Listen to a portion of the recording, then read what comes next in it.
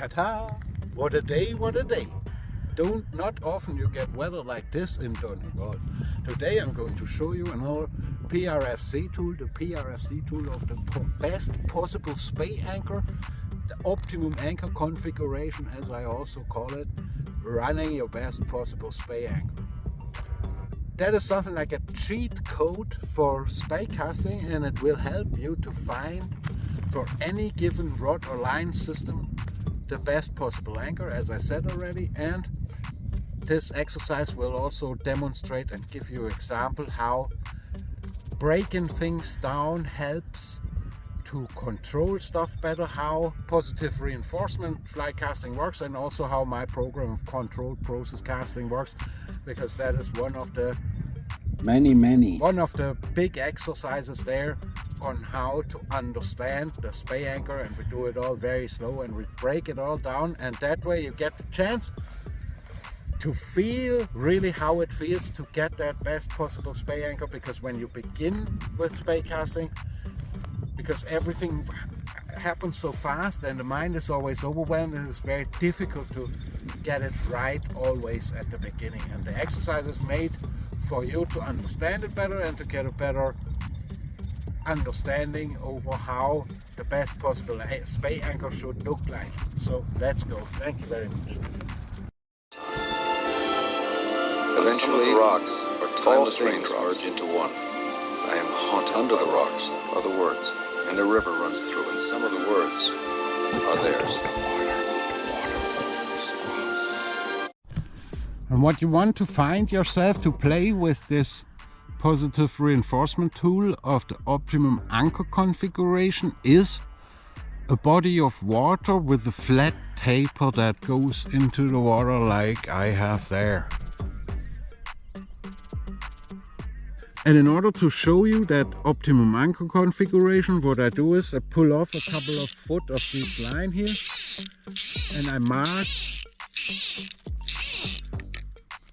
and I mark every 3 foot with a felt marker. Yeah? And I know that this is arm stretch is a stretch of 3 foot, and I mark that with a strip of maybe 2 inches or something that it is visible. Huh? I'll do this again. Bit, next second one, third one.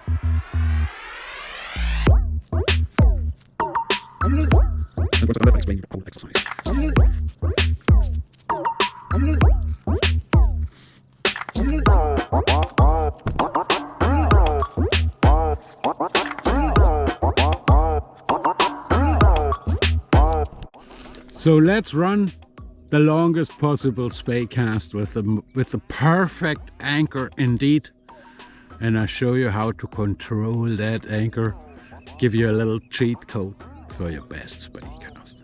Let's giggity go. By the way, I have a little gurgler on, single popper popping fly-ish style, just for a crack in case you never know.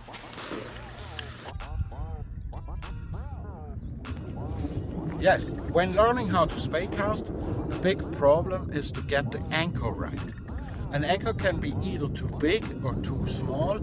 It can make a bad old noise like or a skipping noise like a when it is too small. And today we're going to find out what the exact optimum anchor configuration is for a given rod and line system, and I'll show you how to do that. And you've seen already in the intro the markers on the line, and now I show you this exercise. In controlled process casting and in the exercise of the positive reinforcement fly casting, we make everything easier and we break everything down. And I said we're going to break down the anchor, and what we'll do today is we run or walk and run our best Speycast. And the exercise goes like this. You have the markers on the line, and you walk back instead of forming a D until you have the first marker, black marker, out the water there.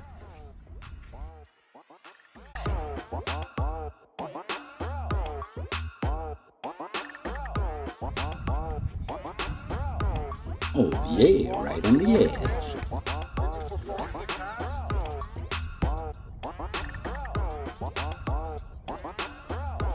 With the next cast, you walk and pull that line out to the second black marker.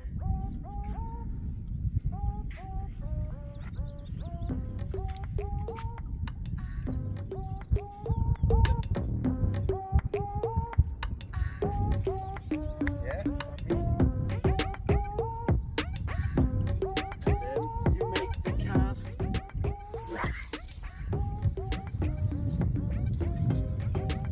This episode is brought to you by Speynish, Michael Repolt's code for learning Speycasting in a musical form, controlled process casting, and Camouflage, the new official coolcaster camel bed on fish not to be seen, and bring them on the grill with Speynergy fly rods. Again, you go a marker further.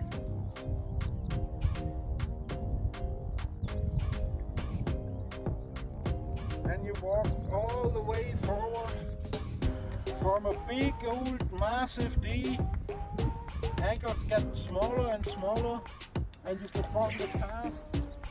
And you see already, the smaller this anchor gets, the better that cast shoots out. Like this, I'd like you to forget about the mechanics of the dance. Think only of the rhythm of the music. Like this, I'd like you to forget about the mechanics of the dance. Think only of the rhythm of the music.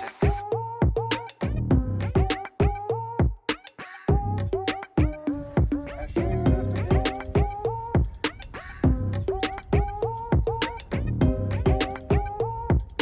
Walk all the way back till you have a minimum there.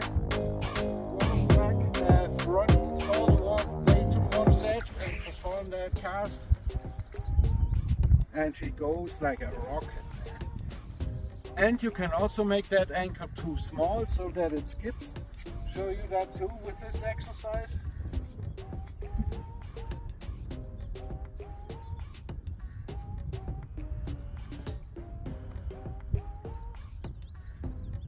Now cameraman, step a little bit away because that fly will snap through the air now.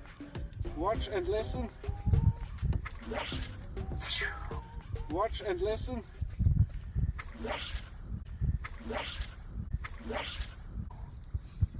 That was a skipping anchor. And this way you can very easily break down the whole Spey anchor configurations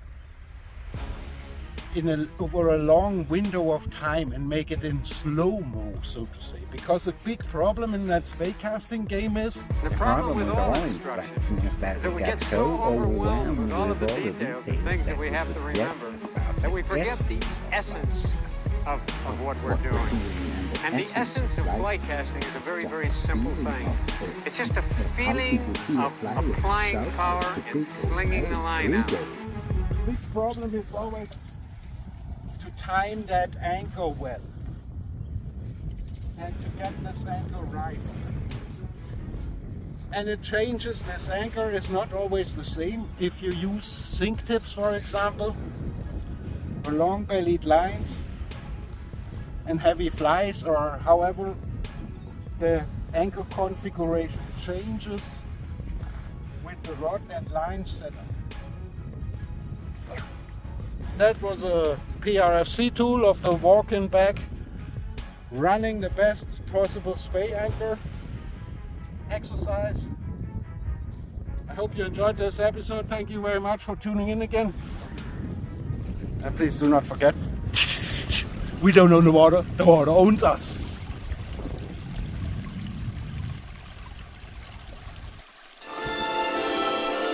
Eventually, the rocks or timeless raindrops merge into one. I am haunted under the rocks are the words, and a river runs through, and some of the words are theirs.